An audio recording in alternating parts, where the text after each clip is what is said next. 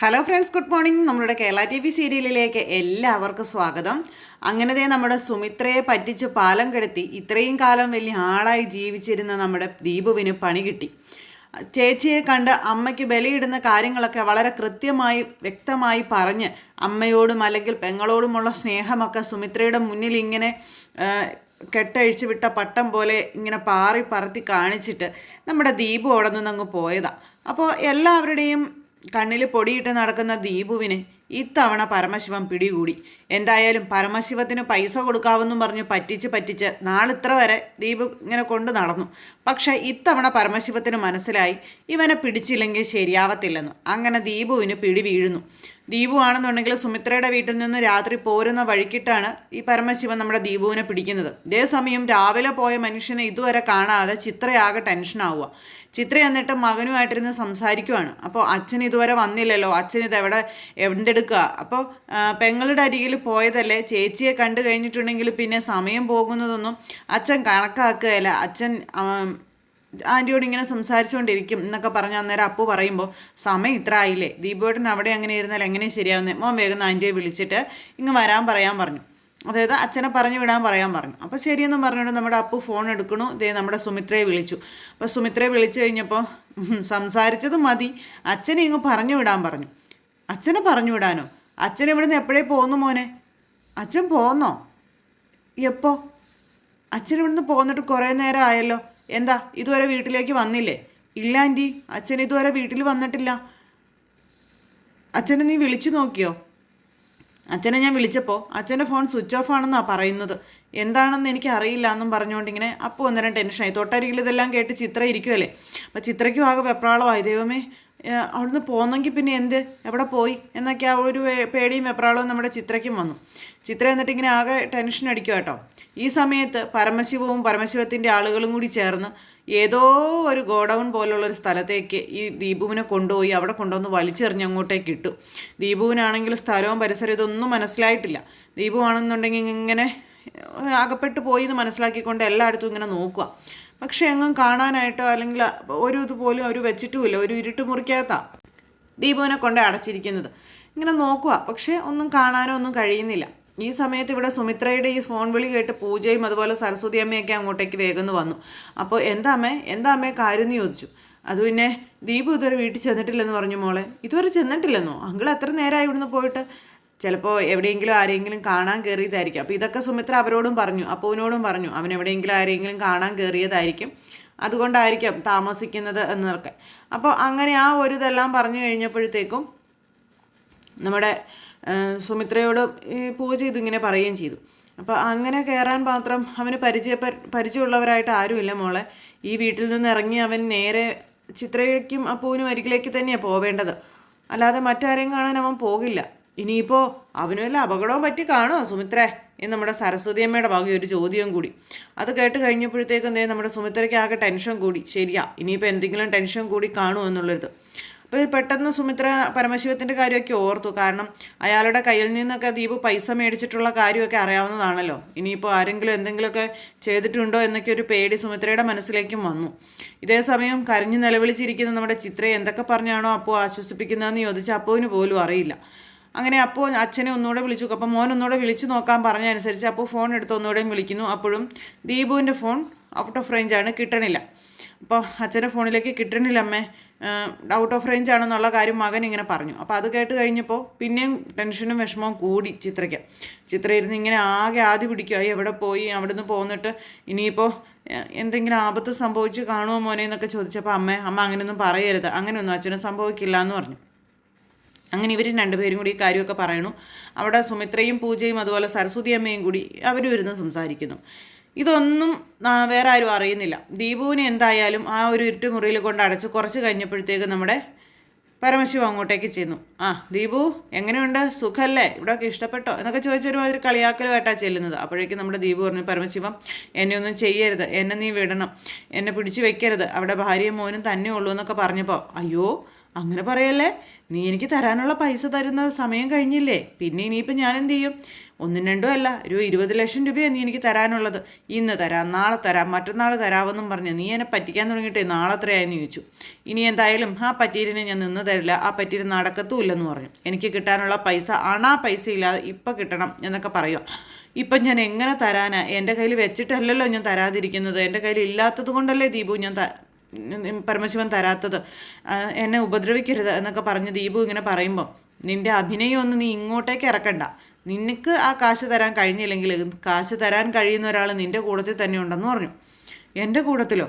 എൻ്റെ കൂട്ടത്തിൽ അങ്ങനെ ആരാ ഇത്രയും വലിയൊരു തുകയൊക്കെ നിനക്ക് തരാനായിട്ടുള്ളതെന്ന് ചോദിച്ചു.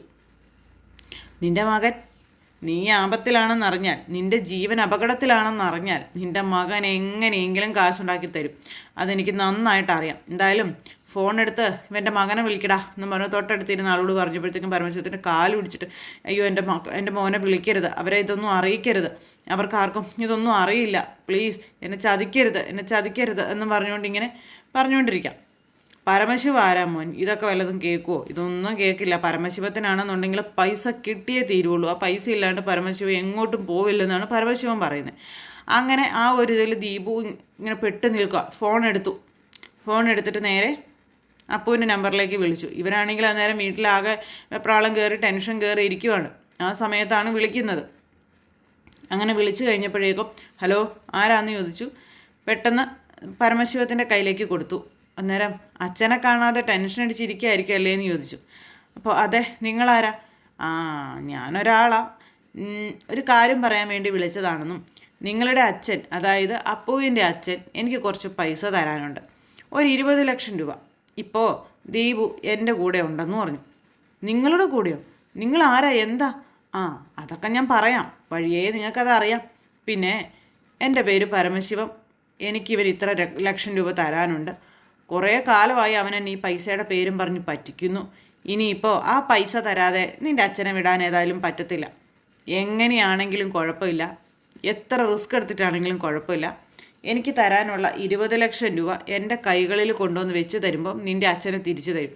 ഇല്ലെങ്കിൽ നിൻ്റെ അച്ഛൻ ഈ ലോകത്ത് നീ വിട പറഞ്ഞു പോകും എന്നൊക്കെ പറഞ്ഞ് ആ ഒരു ലാഘവത്തോടു കൂടി ഇങ്ങനെ സംസാരിക്കുക. അപ്പോൾ അതൊക്കെ കേട്ടപ്പോൾ എൻ്റെ അച്ഛനൊന്നും ചെയ്യരുതെന്നും പറഞ്ഞുകൊണ്ട് നമ്മുടെ അപ്പു ഇങ്ങനെ പറയാം. അപ്പോൾ ചിത്ര അടുത്തിരുന്ന് ഇതൊക്കെ കേൾക്കുക. ചിത്രയ്ക്കാണെങ്കിൽ ആകെ വിഷമം, കരച്ചിൽ. അപ്പോൾ നിങ്ങൾ എൻ്റെ അച്ഛനൊന്നും ചെയ്യരുതെന്ന് പറഞ്ഞു. നിൻ്റെ അച്ഛനൊന്നും ചെയ്യണ്ടായെന്നുണ്ടെങ്കിൽ പൈസ കൊണ്ടുത്താ, അപ്പം നിൻ്റെ അച്ഛനൊന്നും പറ്റാതെ നിങ്ങൾക്ക് തന്നെ തിരിച്ചു തന്നേക്കാം, എനിക്കെന്തായാലും ഇവനെ വേണ്ട എന്നൊക്കെ പറഞ്ഞ് ഇങ്ങനെ പറയാം. ഞാൻ കുറച്ച് കഴിയുമ്പോൾ വിളിക്കാം, കൺഫേം എനിക്ക് അന്നേരം അറിയണം എന്നും പറഞ്ഞിട്ട് ഇയാൾ ഫോണൊന്ന് കട്ട് ചെയ്തു. ഫോൺ കട്ട് ചെയ്ത് കഴിഞ്ഞപ്പോഴത്തെ സമയത്ത് നമ്മുടെ ചിത്ര ചോദിച്ചു, ആരാ മോനെ, എന്താ മോനെ? അച്ഛൻ ഒരു പരമശിവ അമ്മയെ വിളിച്ചത്, അച്ഛൻ അയാൾക്ക് 20 ലക്ഷം രൂപ കൊടുക്കാനുണ്ടെന്നും അയാൾക്ക് ആ പൈസ കൊടുത്താൽ മാത്രമേ അച്ഛനെ അയാൾ വിട്ടു തരുള്ളൂ, അയാളുടെ കസ്റ്റഡിയിലാണ് ഇപ്പോൾ അച്ഛനുള്ളത് തുടങ്ങിയ കാര്യങ്ങളൊക്കെ പറഞ്ഞു. അപ്പോൾ അത് കേട്ട് കഴിഞ്ഞപ്പോഴത്തേക്കും ആകെ വെപ്രാളം കയറി ഇതായി. ദൈവമേ, ഇനിയിപ്പോൾ എന്ത് ചെയ്യും? പരമശിവം. അപ്പോഴേക്കും നമ്മുടെ പരമശിവ ആരാ അമ്മയെന്ന് ചോദിച്ചു അപ്പു. പരമശിവത്തിനെക്കുറിച്ച് തനിക്കറിയാവുന്ന കാര്യങ്ങൾ അന്നേരം ചിത്ര മകനോട് പറയുകയും ചെയ്തു. അത് കേട്ട് കഴിഞ്ഞപ്പോഴേക്കും അപ്പുവിനാകെ ഇതായി. പിന്നെ സുമിത്ര അവിടെ ഇരുന്ന് ടെൻഷനാവുമല്ലേ, സുമിത്രയെ വേഗം തന്നെ വിളിച്ചു. അപ്പോൾ ചേച്ചിയെ വിളിച്ച് കാര്യം പറയാനായിട്ട് ചിത്ര പറഞ്ഞ അനുസരിച്ച് അപ്പോൾ സുമിത്രയെ വിളിച്ചിട്ട് സുമിത്രയോട്, അപ്പോൾ ഈ ദീപു വന്നോ മോനെന്നും ചോദിച്ചുകൊണ്ടാണ് വേഗം സുമിത്ര ഫോൺ എടുക്കുന്നത്. അപ്പോൾ അച്ഛൻ ഒരാപത്തിൽ പെട്ടിരിക്കുകയാണ് ആൻറ്റി, അച്ഛനെ ഇന്നപോലെ ഒരു പരമശിവൻ പിടിച്ചുകൊണ്ട് പോയിരിക്കുകയാണ്, അച്ഛൻ 20 ലക്ഷം രൂപ അയാൾക്ക് കൊടുക്കാനുണ്ടെന്ന് പറഞ്ഞു, ആ 20 ലക്ഷം രൂപ കൊടുക്കാതെ അച്ഛനെ അയാൾ വിടില്ലെന്നാണ് പറഞ്ഞത് തുടങ്ങിയ കാര്യങ്ങളൊക്കെ ഇങ്ങനെ പറയാം. അപ്പോൾ അതൊക്കെ കേട്ട് കഴിഞ്ഞപ്പോൾ 20 ലക്ഷം രൂപയോ? അവൻ എന്ത് കാര്യത്തിനാണ് അയാളുടെ കയ്യിൽ നിന്ന് 20 ലക്ഷം രൂപയൊക്കെ കടം മേടിച്ചത് എന്നുള്ള കാര്യമൊക്കെ ഇങ്ങനെ നേരത്തേന് സുമിത്ര ചോദിച്ചപ്പോൾ, എനിക്കറിയില്ല ആൻറ്റി, ഈ പരമശിവം എന്നുള്ള പേര് തന്നെ ഞാൻ ഇപ്പോഴാണ് കേൾക്കുന്നത്, അയാളും അച്ഛനും തമ്മിൽ എന്താണ് ബന്ധമെന്നും പോലും എനിക്കറിയില്ല, എന്താ ഇവിടെ സംഭവിക്കുന്നതെന്ന് എനിക്കറിയുന്നില്ല ആൻറ്റി എന്നൊക്കെ പറഞ്ഞുകൊണ്ട് ഇങ്ങനെ പറയാം. അപ്പോൾ സുമിത്രയെ ചതിച്ച് അവസാനം സുമിത്രയെ ചതിക്കാൻ ഈശ്വരൻ അനുവദിക്കാതെയായി ദീപുവിൻ്റെ അവസാനം വരുത്താനായിട്ട്, അതായത് ദീപുവിനെ കൊന്നുകളയാനായിട്ടുള്ള പരിശ്രമമായിട്ട് അവിടെ നമ്മുടെ പരമശിവൻ മുന്നോട്ട് പോണു. ദീപുവിനെ കൊല്ലാൻ പരമശിവൻ തുടങ്ങുമ്പോൾ സുമിത്ര ദീപുവിനെ തിരിച്ചു പിടിക്കാനുള്ള പരിശ്രമം ഇവിടെ തുടങ്ങും. അപ്പോൾ മോൻ വിഷമിക്കുകയൊന്നും വേണ്ട, നമുക്ക് മാർഗം ഉണ്ടാക്കാം. അവനൊരു പോറൽ പോലും സംഭവിക്കാതെ നമുക്ക് എന്താണെന്ന് വെച്ചാൽ ചെയ്യാം. നീ ഇങ്ങനെ വിഷമിക്കല്ലേ, ചിത്ര എന്ത് ചെയ്തൊക്കെ ചോദിച്ചു. അതിന് ഞാൻ ചിത്രയുടെ ഫോൺ കൊടുത്തു. അത് കഴിഞ്ഞ് ചിത്രയായിട്ട് സംസാരിക്കുന്നു. ചിത്രയോടും പറയുന്നു, ഒന്നും വിഷമിക്കേണ്ട, അവനൊന്നും പറ്റില്ല, നമുക്ക് എന്തെങ്കിലുമൊക്കെ മാർഗം ഉണ്ടാക്കാമെന്ന്. ഇത്രയും വലിയൊരു തുക എങ്ങനെ എവിടെ നിന്ന് എടുത്ത് കൊടുക്കാനാ ചേച്ചി എന്നൊക്കെ ചോദിച്ചപ്പോൾ, നീ ഇങ്ങനെ വിഷമിക്കില്ല മോളെ, എന്തെങ്കിലും വഴി ഉണ്ടാവും എന്നും പറഞ്ഞുകൊണ്ട് സുമിത്ര ഇങ്ങനെ ചേർത്ത് നിർത്തുക. എന്തായാലും ഇത്രയും കാലം ചതിക്കുകയും വഞ്ചിക്കുകയും ചെയ്ത ചേച്ചിയാണ് ഇന്ന് ആ അനുജന് രക്ഷകിയായിട്ട് കഷ്ടപ്പെടാൻ ഓടി നടക്കാനുള്ളൂ. ആ സുമിത്രയെ ചതിച്ച് ഇത്രയും കാലം ഇത്രയും നല്ലവനായിട്ട് ജീവിച്ച ദീപുവിന് ഇനി അങ്ങോട്ട് കുറ്റബോധത്തിൻ്റെ നാളുകളായിരിക്കും ഉറപ്പ്. ജീവനോടെ ഉണ്ടെങ്കിൽ, ഇവരിത്രയും കാശ് തിരിച്ചു കൊടുത്തില്ലെന്നുണ്ടെങ്കിൽ ദീപുവിനെ തീർത്ത് കളയും എന്നാണ് അവിടെ പറഞ്ഞിരിക്കുന്നത്. അതുകൊണ്ട് തന്നെ എന്ത് സംഭവിക്കും എന്നുള്ളതറിയില്ല. അങ്ങനെ സുമിത്രയെ ചതിച്ച് അവസാനം ദീപുവിന് പിടി വീണു. ദീപുവിനെ കൊന്നുകളയാനുള്ള ആ ഒരു ഇതുമായിട്ട് പരമശിവ ഇറങ്ങുമ്പോൾ രക്ഷകിയായിട്ട് നമ്മുടെ സുമിത്ര എത്തുന്നു. അപ്പോൾ അങ്ങനെയൊക്കെയുള്ള ഒരു സിറ്റുവേഷനും കാര്യങ്ങളൊക്കെ കൂട്ടിയിണക്കിക്കൊണ്ടാണ് ഇന്നത്തെ നമ്മുടെ കഥ വരുന്നത്. ഇനി അങ്ങോട്ടുള്ള നമ്മുടെ കഥയിലും ഇതൊക്കെ തന്നെയായിരിക്കും വിശേഷങ്ങൾ. അപ്പോൾ എല്ലാവരും കാത്തിരുന്ന് കാണുക. എല്ലാവർക്കും നല്ലൊരു ദിവസം ആശംസിക്കുകയാണ്. എല്ലാവരുടെയും സപ്പോർട്ടിനും സ്നേഹത്തിനും ഒത്തിരി നന്ദി അറിയിക്കുന്നു. സൂപ്പർ ഹിറ്റ് കഥയുമായി കാണുന്നതുവരെ എല്ലാവർക്കും നന്ദി. നമ്മുടെ ചാനൽ ആദ്യമായിട്ട് കാണുന്നവരുണ്ടെങ്കിൽ ഒന്ന് സബ്സ്ക്രൈബ് ചെയ്യണം കേട്ടോ. തൊട്ടടുത്ത് കാണുന്ന ബെൽ ബട്ടൺ അമർത്തി കഴിഞ്ഞിട്ടുണ്ടെങ്കിൽ നമ്മുടെ വീഡിയോസ് എളുപ്പത്തിൽ കാണാൻ കഴിയുന്നതായിരിക്കും. അപ്പോൾ ഒരിക്കൽ കൂടി എല്ലാവരോടും ഹൃദയത്തിൻ്റെ ഭാഷയിൽ 1000 നന്ദി അറിയിച്ചുകൊണ്ട് നിർത്തുന്നു. Thank you. See again. Take care. Bye by.